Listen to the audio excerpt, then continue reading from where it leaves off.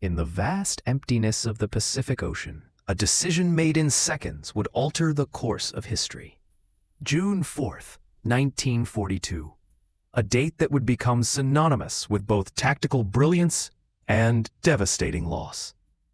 This is the story of Admiral Tamon Yamaguchi and the final hours of Japan's most elite naval strike force. It's 7 o'clock in the morning.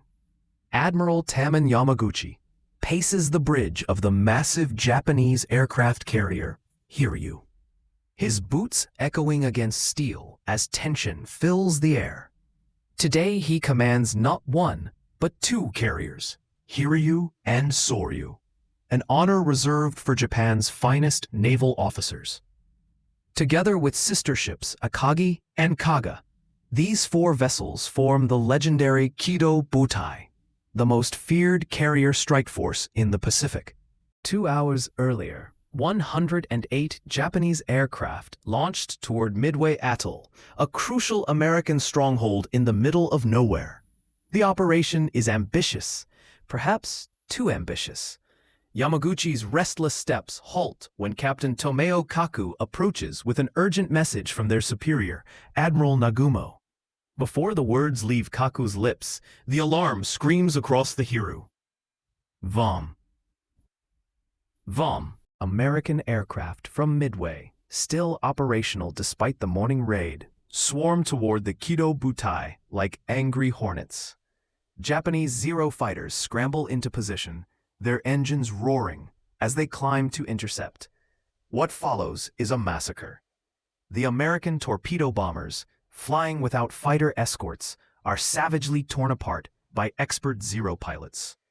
Some Americans manage to release their torpedoes through sheer determination, but fortune favors the Japanese today. Every deadly fish misses its mark, leaving white trails in the blue water that lead to nothing. Nagumo orders a second strike on Midway. Below decks, sailors frantically rearm aircraft, switching out torpedoes for bombs.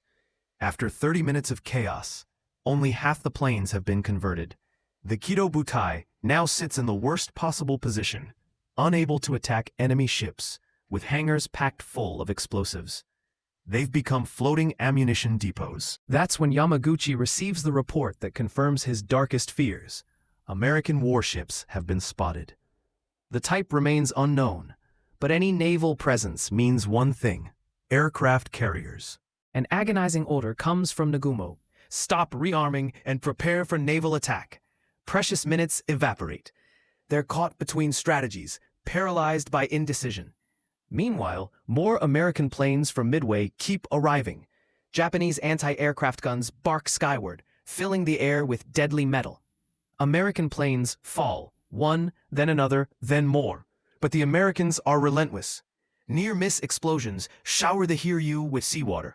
Yamaguchi's patience snaps. Why don't the other carriers launch while Hiryū fights off attackers? The answer arrives with the drone of returning engines. The Japanese strike force from Midway needs to land immediately. For 30 agonizing minutes, the Kidō Butai conducts the painstaking recovery of every aircraft. Yamaguchi can barely contain his frustration. The last plane screeches to a halt on the deck. Then they appear. Swarms of American torpedo planes emerge over the horizon, heading straight for the task force. These aren't Army Air Force planes. These are naval aircraft. The Americans have found them, with carrier-based squadrons. The implication is terrifying. Somewhere out there, American flat tops are hunting. Zeros still airborne dive into action, swooping behind the slow, vulnerable American torpedo bombers. The skill of Japanese pilots is unquestionable. American planes are shot down by the dozen. Yamaguchi watches distant splashes mark their graves. But some bombers break through the maelstrom and launch torpedoes. 5 deadly tracks streak toward Hiryū's starboard side. The massive carrier swings hard, surprisingly nimble for her size. Incredibly, not a single torpedo connects. The Japanese captain's skill saves them, but the violent maneuvers shatter the Kidō Butai's formation. A brief cheer erupts from the crew. Yamaguchi frowns. He knows this victory is hollow. At 10:22 a.m., he glances skyward. What he sees nearly stops his heart. Nearly 50 American SBD Dauntless dive bombers from 2 separate squadrons appear high above. The Japanese Zeros are all engaged at low altitude, chasing the last torpedo bombers. Nothing stands between the Dauntlesses and the Kidō Butai. Yamaguchi's stomach drops as the Americans roll into their dives and plunge toward the fleet. To the southwest, 30 bombers dive straight for Kaga. Anti-aircraft fire creates a wall of lead, but it's not enough. Kaga's hangar decks, strewn with bombs and torpedoes, erupt in catastrophic explosions. The carrier disintegrates in a fireball that sends a shockwave across the ocean. Yamaguchi barely processes Kaga's destruction before spinning eastward to see 17 Dauntlesses diving on Hiryū. Bombs fall. Explosions bloom. Through the flames, Yamaguchi turns toward Akagi, Admiral Nagumo's flagship, just as 3 Dauntlesses bear down on her. They release their payloads. 1 bomb, 2 bombs, 2 miss. The 3rd smashes through the flight deck, penetrating deep before exploding. Secondary blasts tear Akagi apart. In 5 minutes, 3 carriers have been annihilated. All that remains of the mighty Kidō Butai is Yamaguchi and Hiryū.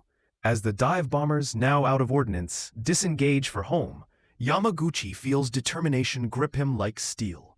He is the last strike capability Japan has. He allows himself a slight smile and nods to his second-in-command. It's time for revenge. 24 aircraft launched under Lieutenant Michio Kobayashi. En route to the American fleet, they encounter U.S. fighters. The Japanese escort peels off to engage and gets separated, leaving the bombers exposed. At 11:55 a.m., Kobayashi spotted the American fleet 25 miles away. He takes his 18 dive bombers into a climb. Then 12 American Wildcat fighters arrive. Without their escort, it becomes a slaughter. Japanese planes fall rapidly from the sky. By the time 4 Zeros catch up, only 10 bombers remain, 2 without bombs, jettisoned during frantic evasion. A desperate Kobayashi spots USS Yorktown below. Despite casualties, he signals the attack. 8 armed aircraft break into 2 groups and dive. Anti-aircraft fire snakes upward, but Japanese bravery is unquestionable. They push through. Kobayashi is hit and goes down.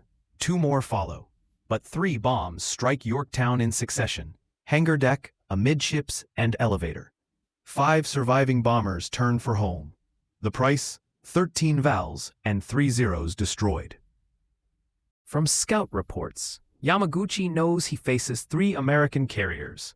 He calls Lieutenant Joichi Tomonaga, who led the morning Midway strike.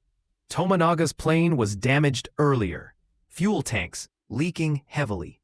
Technicians patch it as best they can, but everyone knows the truth. Tomonaga climbs into his damaged aircraft solemnly, knowing this is a one-way mission. An hour later, Tomonaga spots the carrier task force 35 miles away. 1 carrier appears intact, actually the damaged Yorktown, now repaired.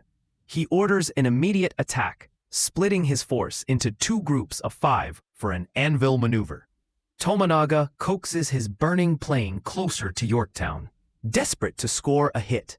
An American Wildcat intercepts from behind, setting his Kate ablaze.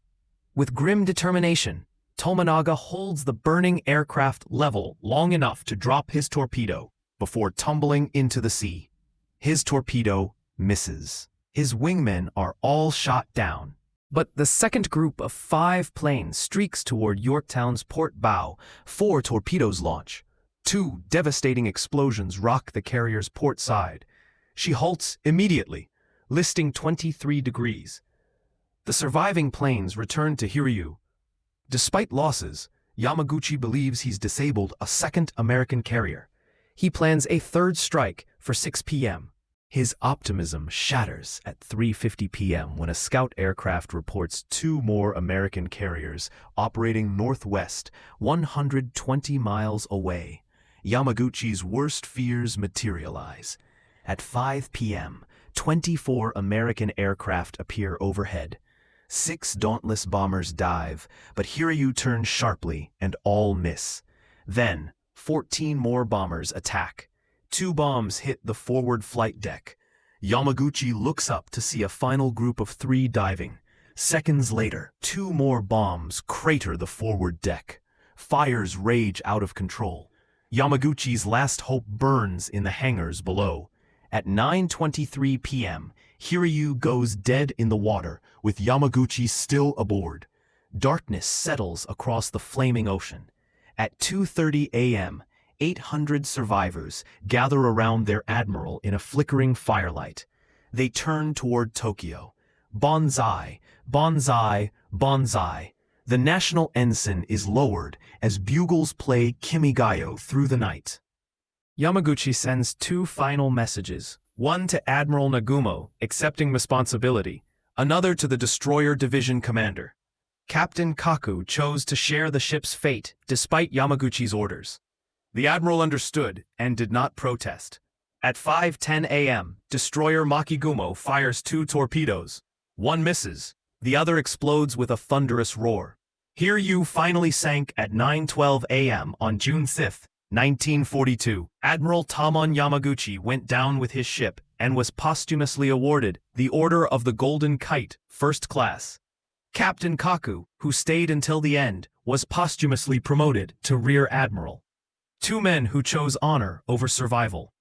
Their sacrifice marked the turning point of the Pacific War. The moment Japan's unstoppable advance became a desperate retreat. The Battle of Midway was over. The Pacific would never be the same.